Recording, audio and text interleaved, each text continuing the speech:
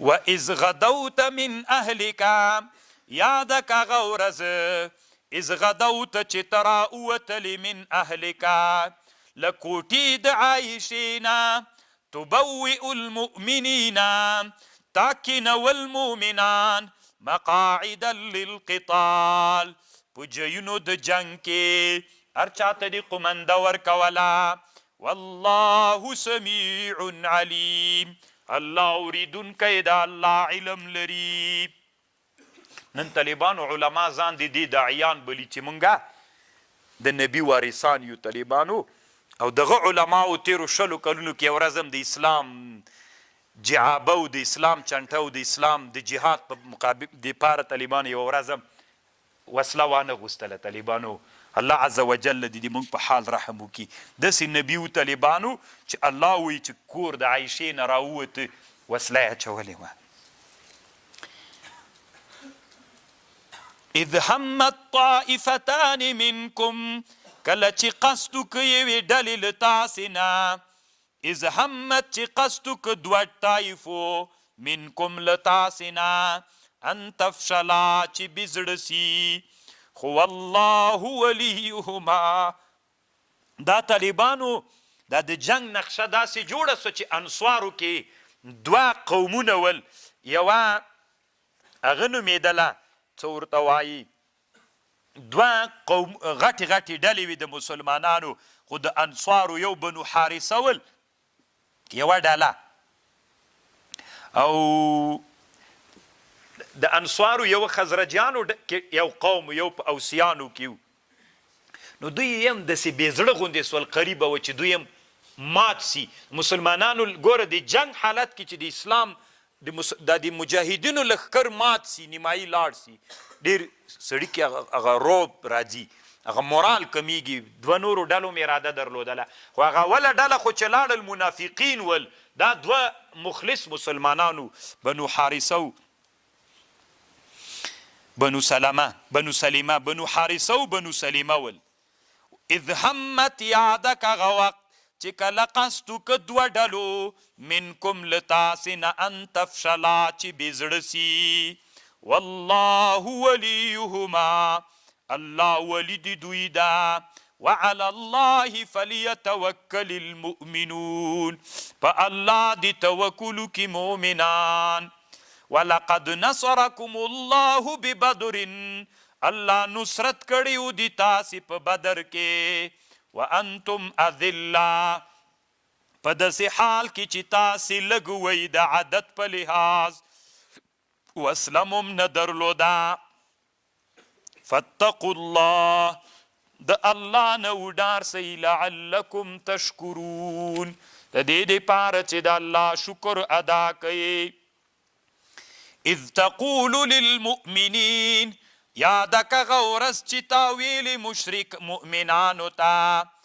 بیرته طالبانو د بدر جهاد ته خبر لاړه. د بدر جهاد خو اولینی جهاد و چې مسلمانان دومره راوټو کېدل چې کفر سره اوس مقابله کوي. دا اول جهاد ده چې د کفر سره مقابله کوي. نو مسلمانان ډیر کمزوري ول لږ ول جنگ سره نابلده ول. نو نبی علیه السلام د دوی مورال برابروه. اذ تقول للمؤمنین یادک هغه ورځ چې تا ویلي مؤمنانو ته الی یکفیکم نه مو ده بس کافي مو نه ده ان یمدکم ربکم چې نصرت وکړي رب د تاسې بثلاث آلاف په 3,000 من الملائکة منزلین په 3,000 د ملائکو چې الله نازل کړي له اسمان نوي نصرت ته. څومره طالبانو د سړي مورال د دې سره پورته کیږي چې د الله رسول درته وایي چې جنگ داسې په قرباني وکوي د الله نصرت ته د الله ملایکې هم راځي. طالبانو قرآن داسې یو کتاب د په سړي کې انقلاب راولي. غم موږ علماو کې ده چې قرآن مو تر یو څه خلکو منحصر کړی. کاش کې طالبانو قرآن ټول انسانانو ته ویلی وای تنا د مدرسې طالبانو ته نه څومره انقلاب په سړي کې راولي.